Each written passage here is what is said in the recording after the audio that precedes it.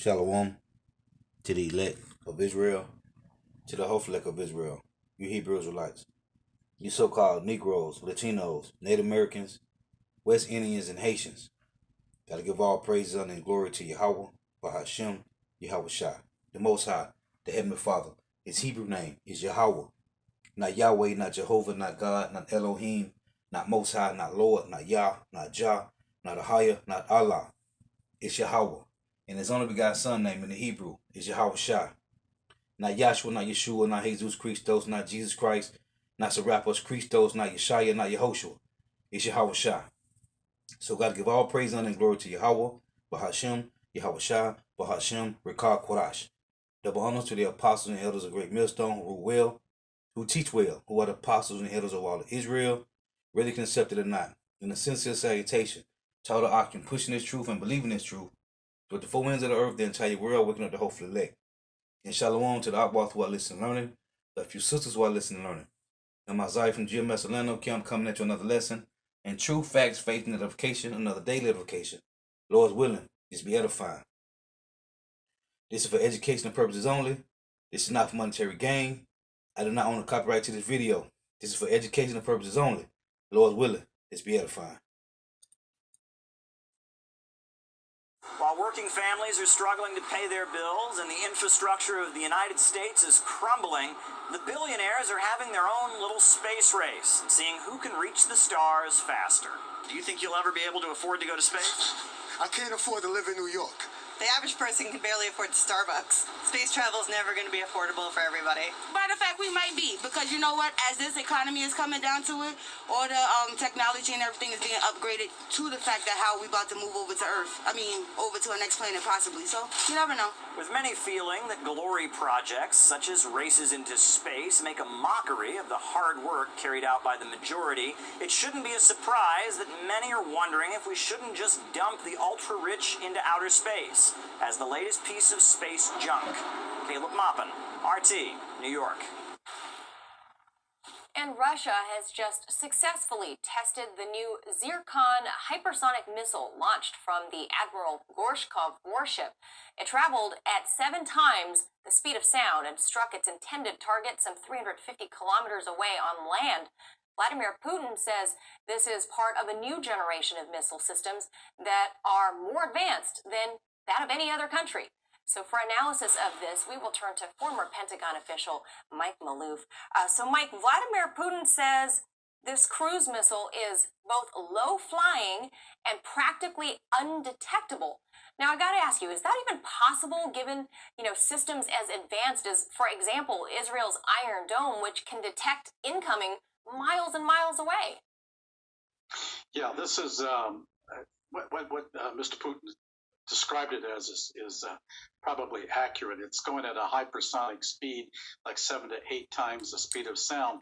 Just going at that speed, it creates a cavitation around it, and it absorbs radio signals, and consequently, it becomes virtually stealth. And at that speed, and at a low trajectory, it's virtually undetectable. Even Iron Dome wouldn't be able to detect something like that, and our national defense missile defense systems are not capable of detecting something like that, especially if it's as it's designed to be placed on submarines just off the coast. Your warning time would be 0. Wow. So and this is meant to counteract a country like the United States that has a far superior military force than Russia does, and also the ship, the hypersonic missile, a cruise missile, would also may even make obsolete our carriers. Well, hang on to that. We rely on that. Hang on to that for a second. What would that mean then if the capabilities are as such as President Putin said, and as you've confirmed?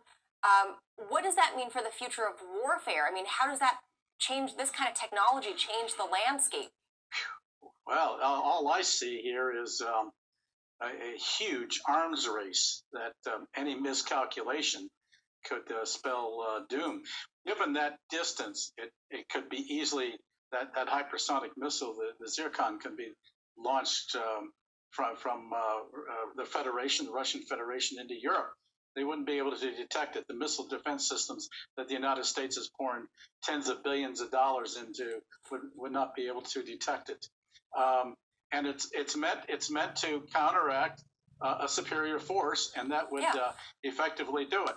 Now, the Russian Defense Ministry has now issued a stern warning to the Pentagon, specifically saying that the U.S. should not install their own hypersonic missiles in Europe because that could spark hostilities. That's not a veiled threat. Is this, in connection in any way to the NATO exercises happening in the Black Sea and in Eastern Europe? I think that's part of it, but I also think it's an effort to try to get the two countries back on track for a multilateral agreement to limit such weapons capabilities. As you know, the United States abandoned the Intermediate Range Ballistic Missile Treaty. Now, this wouldn't necessarily cover that because of the distance, but the speed and the capability of this missile virtually makes anything like that obsolete. Because if it's mounted on on the third leg of your triad, namely your submarines, I mean, it's going to and can be launched from aircraft. By the way, it really. If it's used against aircraft carriers, we got 12 carrier strike forces, and you can take out a few of those missiles in a swarm approach. By swarm, I mean multiple hypersonics coming at the same time can neutralize that target. Then your international force projection becomes very minimal. Wow. And lastly, Mike, I got to ask, who's deterring whom here? Is it NATO or Russia? Well, it's a symbiotic relationship here. I think it's meant to send messages that if you want to do this, we can do that.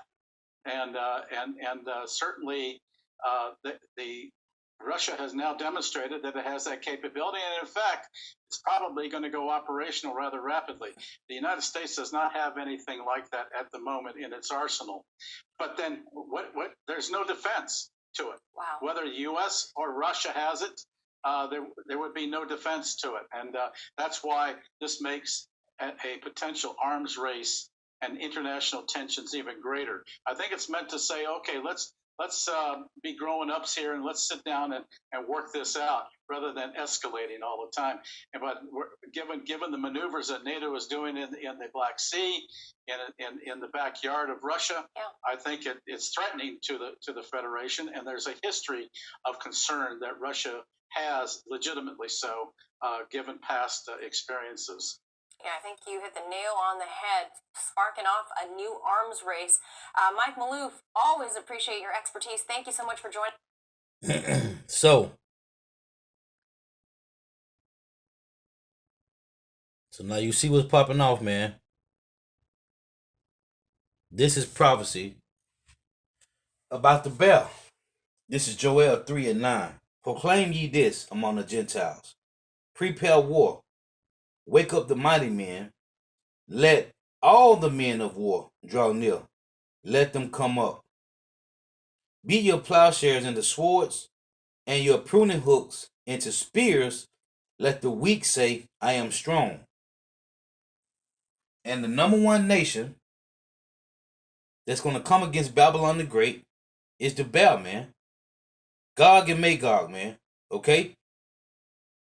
Russia is the main nation that's going to come against Babylon the Great. Again, Joel 3:9. Proclaim ye this among the Gentiles. Prepare war. What war? World War III. Wake up the mighty men. Let all the men of war draw near. Let them come up. Beat your plowshares into swords, and your pruning hooks into spears. Let the weak say, I am strong. It's only so long that you're going to poke this bear before he retaliates. This is Revelation chapter 9 verse 12. It say prepare for war. Revelation 9:12. one woe is past, and behold, there come two woes more hereafter. It's Revelation 11 and 14. The second woe is past, and behold, the third woe cometh quickly. Who is this coming from? It's coming from Yahweh Shema Shah. To do what? To lay the land desolate. First and foremost, Babylon the Great. This is Isaiah 13 and 17.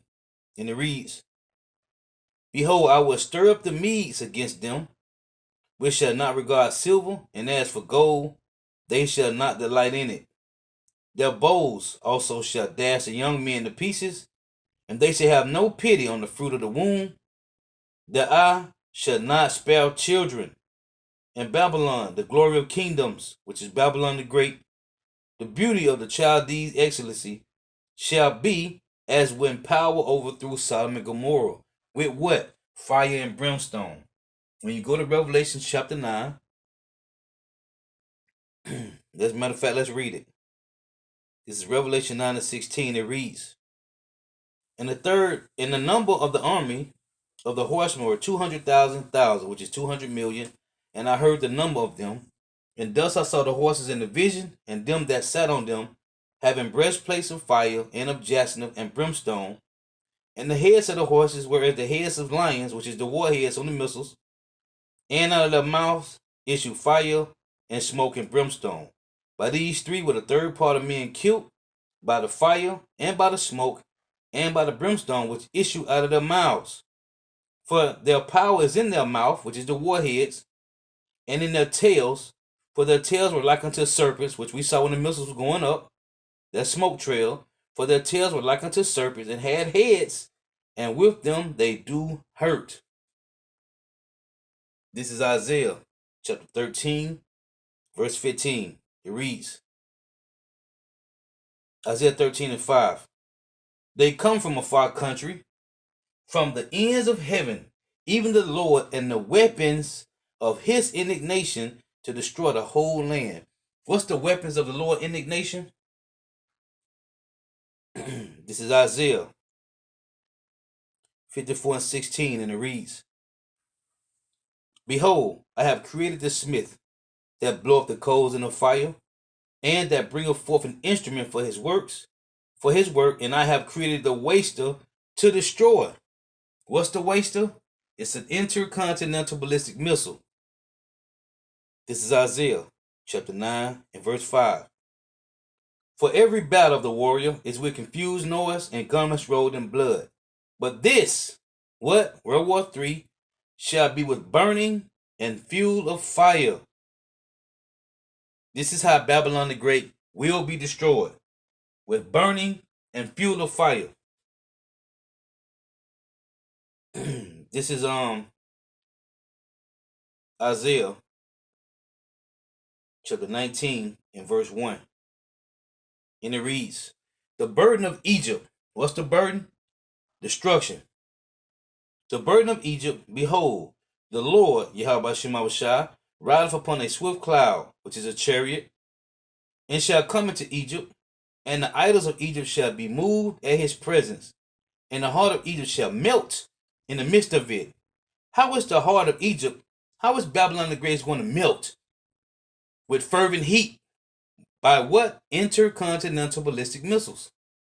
And I will set the Egyptians against the Egyptians, and they shall fight every one against his brother, and every one against his neighbor, city against city, and kingdom against kingdom. And the spirit of Egypt shall fail in the midst thereof. The Lord said, and I will set the Egyptians against the Egyptians, which is the Idumeans against the Idumeans, the Job 924s against the Job 924s, and all the other heathen nations are going to come up against the Job 924s. But mainly the Russian Job 924s, and they shall fight every one against his brother, and every one against his neighbor, city against city, and kingdom against kingdom. And the spirit of Egypt shall fail in the midst thereof, and I will destroy the counsel thereof, and they shall seek to the idols, and to the charmers, and to them that have familiar spirits, and to wizards. This is their soothsaying, their enchantments, but none of this shall work. And the Egyptians will I give over into the hand of a cruel lord, and a fierce king, which is who? None other than the Baal, man. It say, and the Egyptians will I give over into the hand of a cruel lord, and a fierce king shall rule over them, said the Lord of hosts. That's talking about the Baal destroying the goat. Okay? The Baal is going to destroy the he-goat, man. This is Obadiah chapter 1 and verse 7. That's why I said what I just read in Isaiah 19, that he will set the Egyptian against the Egyptian, right? And brother shall fight against brother. This is Obadiah 1 and 7. It reads, all the men of thy confederacy have brought thee even to the border. What men of thy confederacy? Everybody that's joined to Babylon the Great as allies. All the men of thy confederacy have brought thee even to the border. The men that were at peace with thee have deceived thee and prevailed against thee, which is a future prophecy of Babylon the Great being destroyed. It said they have prevailed against thee. They that eat thy bread have laid a wound under thee. There is none understanding in him. So, this is just future prophecy waiting to happen, man. Okay? It's just waiting to happen. It said, all the men of thy confederacy have brought thee even to the border. This is Luke chapter 11 and verse 17.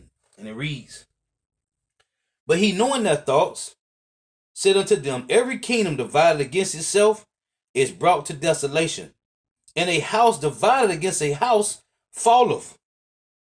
So, these nations are joined together, man. But the Lord said what? They're going to fall because they are separated. Now, show you how Babylon the Great and its allies are not on the same page. This is Daniel chapter 2. Let's get this. This is Daniel 2.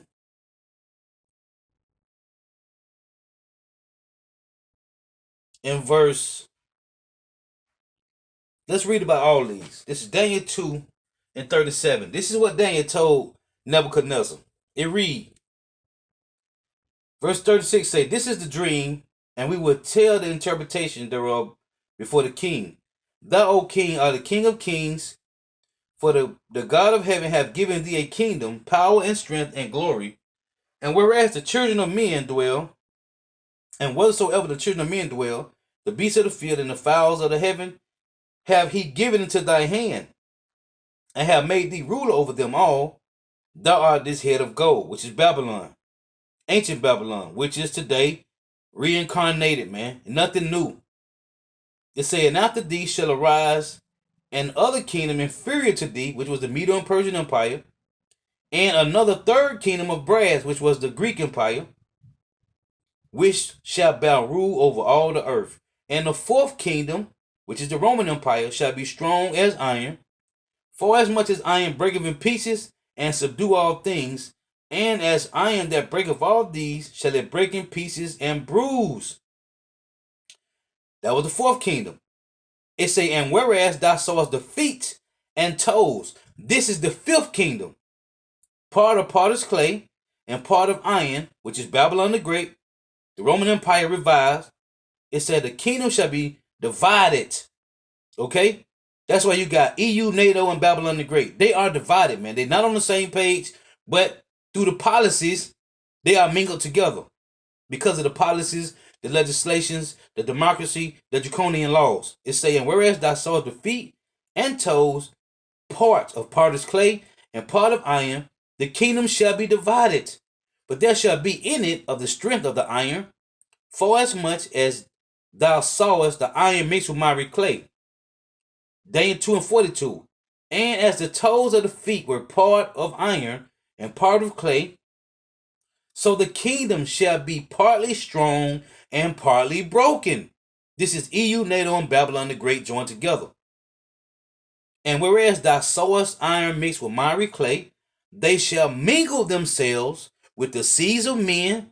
This is talking about the Job 9 and 24s mingled with the other 16 heathen nations, right?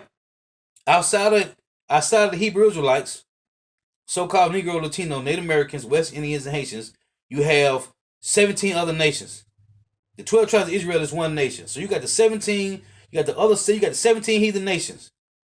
They are joined together, being mingled. But it said what?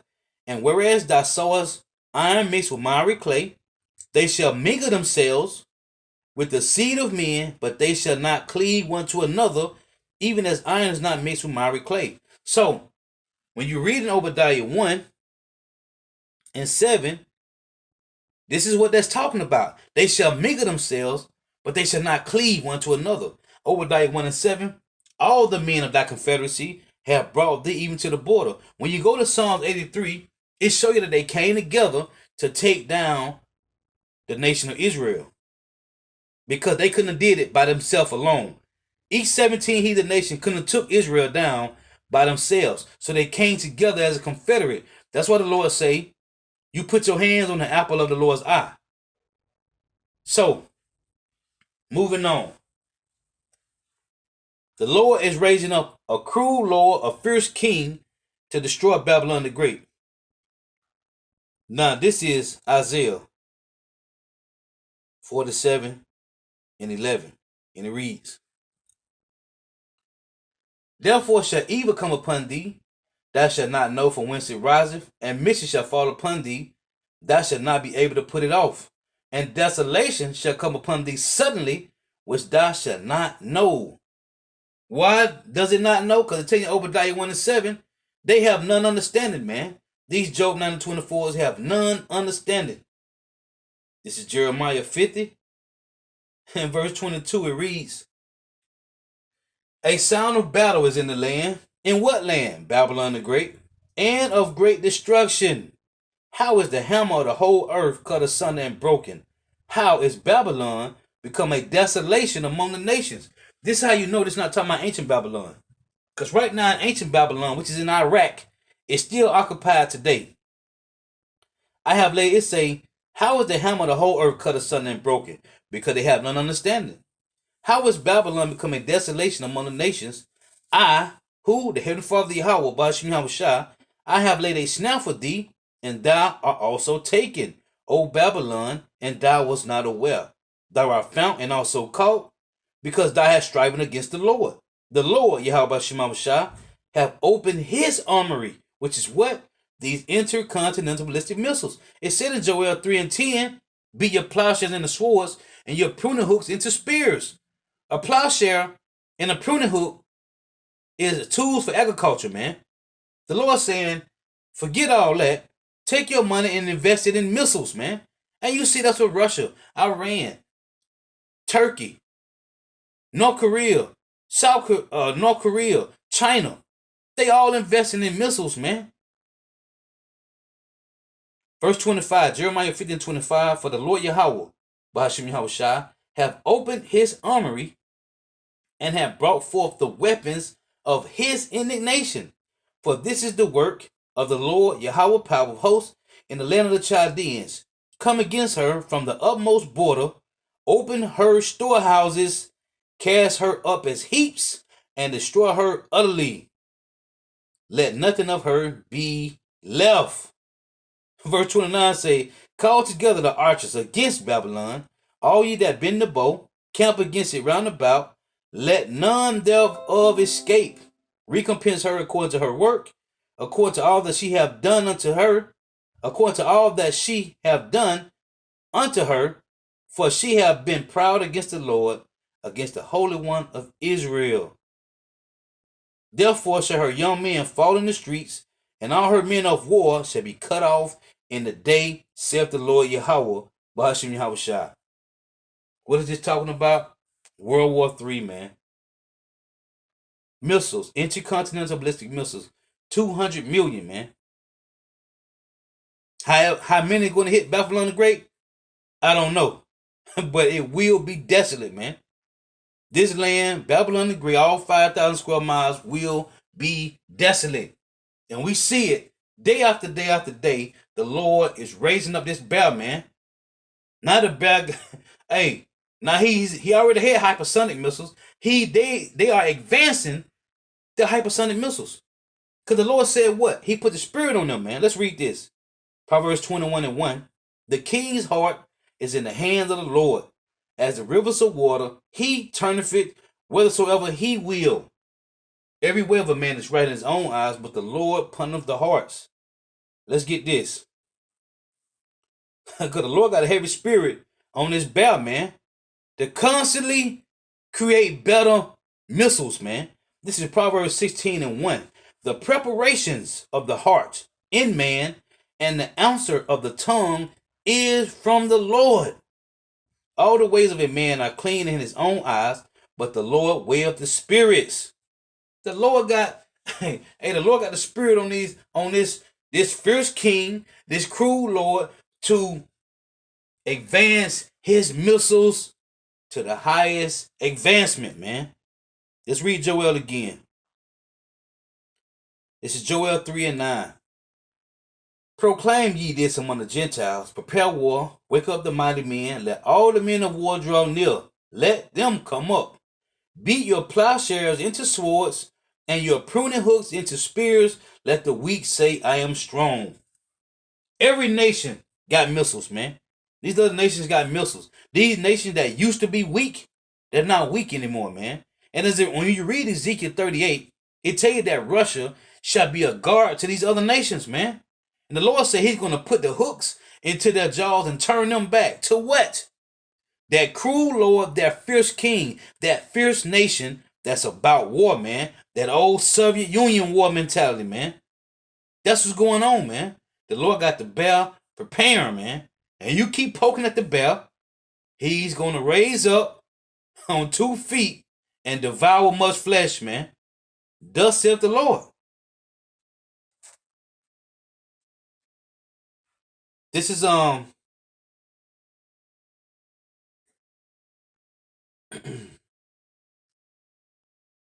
this is Revelation. And as it say in Ezekiel 38 that Russia shall be a guard to other nations. This is Revelation 17:16, and it reads, And the 10 horns which thou sawest upon the beast, these shall hate the whore, and shall make her desolate and naked, and shall eat her flesh, and burn her with fire. With what? Intercontinental ballistic missiles. For God hath put in their hearts to fulfill his will, and to agree, and give their kingdom unto the beast, which is EU and NATO and Babylon the Great, until the words of God shall be fulfilled. What's the words of the Lord being fulfilled? The elect getting sealed. You can read in Revelation chapter 7, verse 1 down to 4. When the elect gets sealed, that's when the Quran going to be made mandatory, and World War III going to be right behind that, man. These are the last major prophecies that we're waiting on. We're waiting on Jacob's trouble, right? Jacob's trouble, the Quran being made mandatory, the MOTB, and World War III, man. So while Jake's sitting around here playing games, and you heard when I first started this video, hey, even the guy said the economy is collapsing, man. The economy is collapsing. The infrastructure of Babylon the Great is deteriorating. So what manner of person are you ought to be knowing these things? Let's read it. This is 2 Peter chapter 3 and 10, and it reads, But the day of the Lord Yahweh, Bahashim Yahushua, will come as a thief in the night, in the which the heavens, meaning earth, shall pass away with a great noise. And the elements, what's made of elements? Everything, cars, buildings, everything is made of elements, man. Everything on planet Earth is made of elements. It say, but the day of the Lord Yahweh, Bahashim Yahushua, will come as a thief in the night, in the which the heavens shall pass away with a great noise, and the elements shall melt with fervent heat. What can melt the cars? What can melt the buildings to ash? Those intercontinental ballistic missiles, because they burn hotter than 1,000,000 degrees, man. The earth also and the works that are therein shall be burnt up. Seeing then that all these things shall be dissolved, what manner of persons are ye to be in all holy conversation? This word conversation meaning your conduct. What should you be doing? It say, and godliness, looking for and hastening unto the coming of the day of the Lord. And we hasten to the day of Yahweh Shema Shah. As Apostle Tahar coined this year, the year 2021, the hastening of the coming of Yahweh Shema Shai. Looking for and hastening unto the coming of the day of God, wherein the heavens being on fire shall be dissolved, and the elements shall melt with fervent heat. From these intercontinental ballistic missiles that burn over 1,000,000 degrees. This is what's coming, man. What manner of person are you ought to be in our holy conversation? Hey, Lord, when it's edifying, gotta give all praises and glory to Yahweh, Bahashem, Yahweh Shai, Bahashem, Rekah Kodash. Double honors to the apostles and elders of Great Millstone who rule well, who teach well, who are the apostles and elders of all of Israel, whether they can accept it or not. In a sincere salutation to all the occupants pushing this truth and believing this truth throughout the four winds of the earth, the entire world, waking up the hopeful elect. And shalom to the Awak who are listening and learning, the few sisters who are listening and learning. Lord, what is edifying? Until next time, I say shalom, wa, abad, babal. The water for tuning in. May Yahweh Shema Shai continue to bless you in your houses. Stay prayed up. Shalom.